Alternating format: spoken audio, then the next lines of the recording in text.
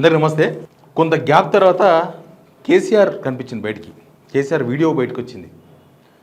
ఎందుకు KCR video very important అయిందంటే ఆయన ప్రత్యర్థులు చేసిన ప్రచారం, ఆయన ఆరోగ్యం బాగలేదని, ఆయన లేవలేకపోతుండని, ఆయన హాస్పిటల్లో జాయిన్ అయితే చాలు, హాస్పిటల్లో చూపించుకుంటే చాలు, ఇక అయిపోయింది అటో ఇటో అని టీవీలో ప్రచారం చేయించడం, కొంతమంది లీడర్లు ఓపెన్గా ఇక కేసీఆర్ అయిపోయింది, ఆయన మర్చిపోవచ్చు, ఇంకా కేసీఆర్ లేడు కాబట్టి ఇంకా మనదే అని కొంతమంది మాట్లాడడం, ఇట్లా అన్ని ప్రత్యర్థుల మామూలుగా పొలిటికల్గా దాడి చేయొచ్చు, కానీ ఇంకా పర్సనల్గా ఆ మనిషి ఇక రాడు అన్నట్టుగా మాట్లాడినారు.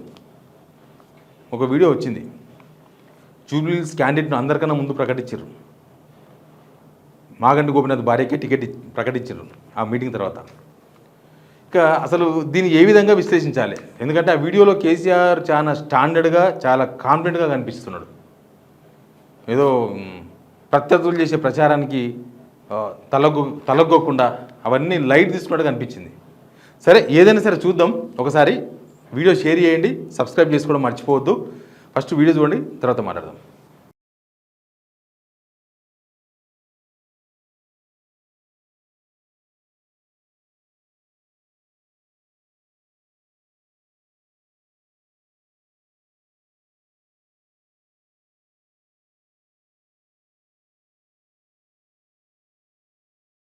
కేసీఆర్ కూర్చున్నాడు, కేటీఆర్ ఉన్నాడు, హరీష్ రావు ఉన్నాడు, ఇక్కడ మహమూద్ అలీ ఉన్నారు, సబితా మేడం ఉన్నారు, మహేశ్వరం ఎమ్మెల్యే, పద్మారావు గౌడ్ ఉన్నారు, సికింద్రాబాద్ ఎమ్మెల్యే.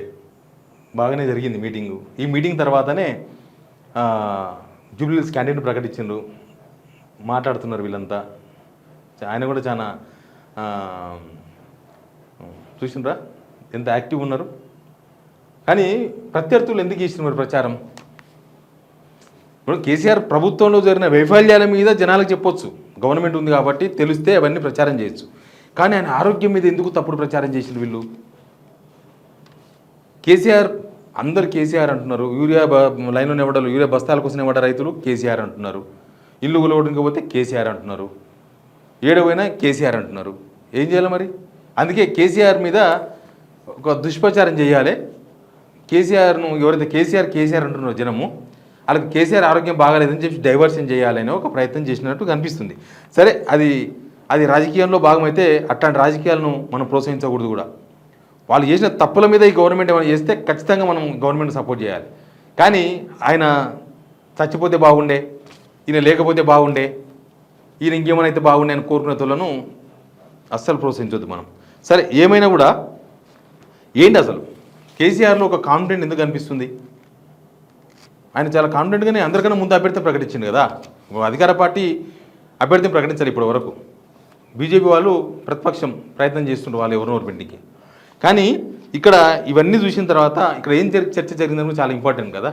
వీళ్ళతో మాట్లాడింది ఏంది, అడిగి తెలుసుకున్నారా, లేకపోతే కేసీఆర్ కొన్ని విషయాలు చెప్పిండా, ఇవన్నీ కూడా చాలా ఇంపార్టెంట్. ఆయన చెప్పిన విషయాలు కొన్ని పాయింట్లు మాత్రం నేను చెప్పగలను. ఏంటంటే జనాలకు ఒక దిక్కు కావాలి, జనాలకు ఎవరో ఒక పెద్ద అండ కావాలి. ఇప్పుడు ఈ ప్రభుత్వం ఏం చేస్తుందో ఏం చెయ్యదో జనాలకు క్లారిటీ వచ్చింది. ఇంకా చూడాల్సిన అవసరం లేదు. ఇంకా ఏదో చేస్తుందని చెప్పేసి జనం ఆశతో లేరు. ఈ ప్రభుత్వం ఏం చేస్తుంది ఏం చెయ్యదు, వీళ్ళ వ్యవహారం ఏదో జనాలకు అర్థమైపోయింది. కాబట్టి ఇప్పుడు ఒక అండ కావాలి, అది మీరు ఉండండి. జనాల్లో ఉండండి. అన్ని సమస్యలు, త్రిపుర రైతులు,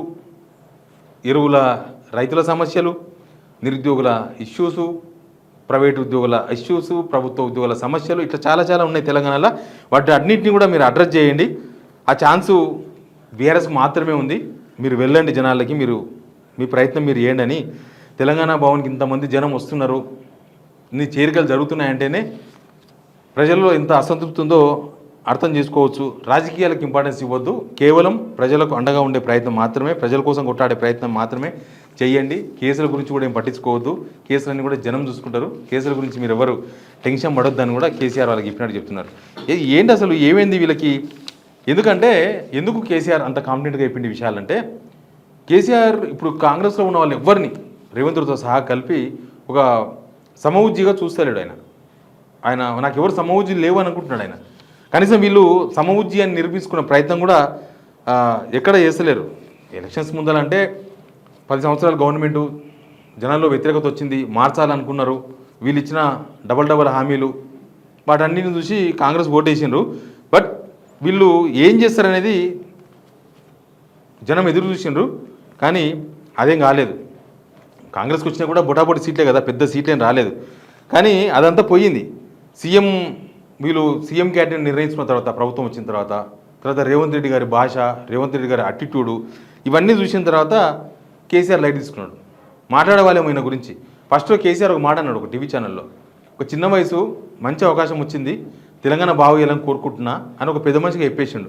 కానీ దాన్ని ఈయన యాక్సెప్ట్ చేయలేదు, రేవంత్ రెడ్డి యాక్సెప్ట్ చేయలేదు.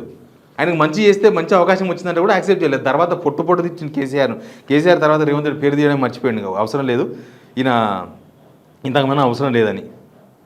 ప్రధానంగా ఏంది అంటే ఇక్కడ కేసీఆర్కి అంత కాన్ఫిడెంట్ రావడము, లేకపోతే కాంగ్రెస్ ప్రభుత్వం మీద జనాలకి ఇంత రావడానికి చాలా కారణాలు ఉన్నాయి. 1-2 కారణాలు కాదు. ఒకటి, కాంగ్రెస్ వాళ్ళు ఇచ్చిన హామీలు అమలు చేయలేదు. ప్లస్ వీళ్ళ పాలన జనం సెంట్రిక్గా లేదు. మెయిన్గా జనం సెంట్రిక్గా పాలన చేస్తే జనాల్లో ఎఫెక్ట్ వేరే ఉంటుంది. వీళ్ళు ఎంతసేపటికి ప్రతిపక్షం మీద కేసులు, ప్రతిపక్షం ఏదో ఒకటి బదనాం చేయడం, ఏదో ఒకటి చేయడం, తర్వాత రకరకాల కారణాలతోన కంప్లీట్గా ప్రజలకు దూరమైంది కాంగ్రెస్. నిజంగా కూడా కాంగ్రెస్ గవర్నమెంట్ ట్రాక్ మీద లేదు. వీళ్ళకు ఒక సంవత్సరంన్నర వరకు ఈ గవర్నమెంట్కు ట్రాక్ మీద ఎక్కే అవకాశం ఉండే, ట్రాక్లో తప్పినా ట్రాక్ మీదకి ఎక్కే అవకాశం ఉండే. బట్ ఇప్పుడు ట్రాక్లోకి ఎక్కే ప్రయత్నం చేసినా అది సాధ్యం కాదనిపిస్తుంది. బీఆర్ఎస్కు బలం ఏంటంటే పార్టీ మారినా, ఓ 10 మంది ఎమ్మెల్యేలు మారినా, 1-2 మాజీ ఎమ్మెల్యేలు పోయినా కార్యకర్తలు పోలేదు. అది బీఆర్ఎస్కు ఉన్న ఒక బెనిఫిట్ లాగా కనిపిస్తుంది. ఇక కేసీఆర్ బలం పెంచింది కూడా రేవంత్ రెడ్డే, బీజేపీ కూడా అట్లే.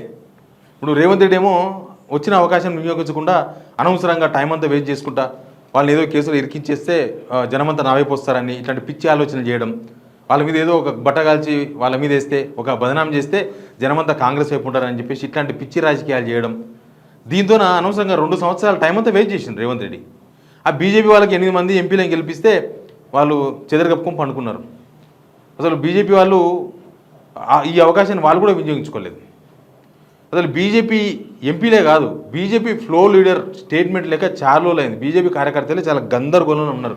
అసలు వీళ్ళు ఇస్తే స్టేట్మెంట్ రేవంత్ రెడ్డికి అనుకూలంగా ఇస్తారు, లేకపోతే no statement. Public issues no statement.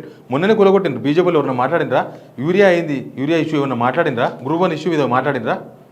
మాట్లాడతలేరు వాళ్ళు. పబ్లిక్ ఇష్యూస్ ఏది కూడా అడ్రస్ చేస్తలేరు. దాంతోన ఇక ఎటు చేయలేని పరిస్థితి వచ్చింది. ఈ బీజేపీలు చేసిన కార్యక్రమాలతోన అసలు గ్రౌండ్లో బీజేపీ గురించి చర్చ లేదు తెలంగాణలో. ఒకప్పుడు అంటే గవర్నమెంట్ పోయి కొత్త గవర్నమెంట్ వచ్చిన తర్వాత నెక్స్ట్ బీజేపీ అనే చర్చ ఉంటుండే ఇమీడియట్గా. ఇప్పుడు వీళ్ళ పనితనం చూసిన తర్వాత, వీళ్ళ వ్యవహారాలు, వీళ్ళ రాజకీయాలు చూసిన తర్వాత బీజేపీ గురించి చర్చ గ్రౌండ్లో ఏమాత్రం కనిపిస్తలేదు. ఇవన్నీ చూసిన తర్వాత జనాలకి ఏమనిపిస్తుంది? అరే బీఆర్ఎస్ఏ ప్రత్యామ్నాయంగా కనిపిస్తుంది కదా.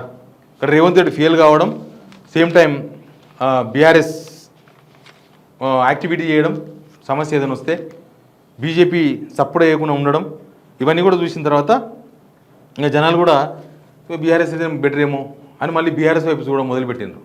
అదే బహుశా కేసీఆర్ కాన్ఫిడెంట్ ఉండొచ్చు.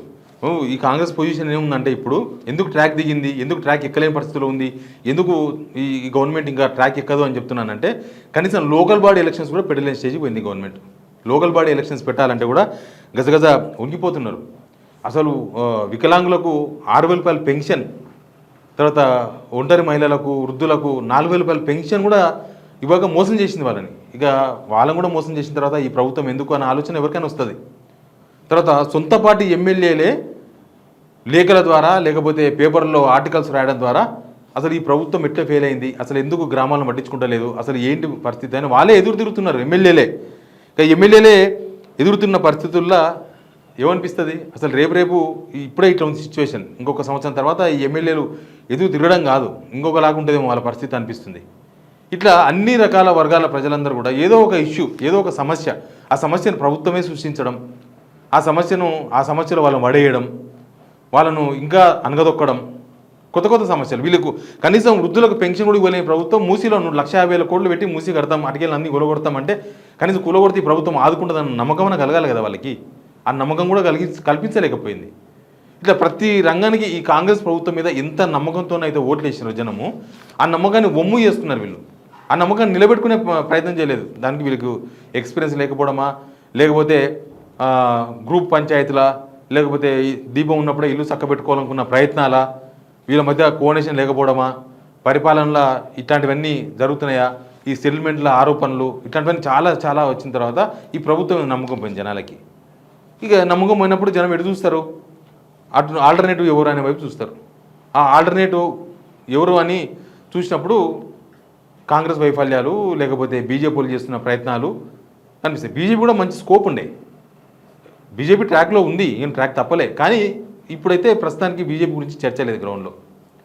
ఏం జరుగుతుందో తెలియదు. కానీ ఎవరైతే వార్తలు వేసిండ్రో, ఏదో కొంతమంది మీడియా మామూలు ఉన్నారని చెప్పి కేసీఆర్ ఆరోగ్యం బాగలేదని ప్రచారం చేసిన వాళ్ళకి, లేకపోతే ఇంకా కేసీఆర్ పనైందని ప్రచారం చేసిన వాళ్ళకి అన్నిటికీ ఇది ఒక సమాధానంలాగా కనిపిస్తుంది. జూబ్లీ హిల్స్లో బీఆర్ఎస్ ఒక ప్రతిపక్షం క్యాండిడేట్ని ప్రకటించింది, అధికార పార్టీ ఇప్పటిదాకా అభ్యర్థిని కూడా ప్రకటించాలి. బహుశా నాకు తెలిసి జూబ్లీ హిల్స్ ఎలక్షన్ ప్రచారం లాస్ట్ రోజో ముందు రోజో కేసీఆర్ రోడ్ షో కూడా ఉండొచ్చు అని చెప్తున్నారు. ఓలా అదే కనుక జరిగితే అసలు ఈరోజు వీడియో చూస్తేనే ఈ ప్రచారం చేసిన వాళ్ళందరికీ గజగజ వణికింటారు. మరి కేసీఆర్ బాగానే ఉన్నాడు కదా అని చూసి. రేపు ఆ రోడ్ షో కనుక పెడితే వీళ్ళకి చాలా చాలా ఇష్యూ, చాలా ప్రాబ్లం అయితే అని మాత్రం క్లియర్గా కనబడుతుంది గ్రౌండ్. ఇప్పుడు జనాలు కేసీఆర్ వైపు చూడడం కానీ, జనాలకు ఈ ప్రభుత్వం పైన నమ్మకం పోవడం కానీ, ఇలా పనితీరు మీద అసంతృప్తి ఉండడం కానీ, ఇవన్నీ చూస్తుంటే రేపు చాలా వ్యవహారం నడిచేదిలా కనిపిస్తుంది. చూద్దాం ఏమవుతుందో. Please subscribe signal TV.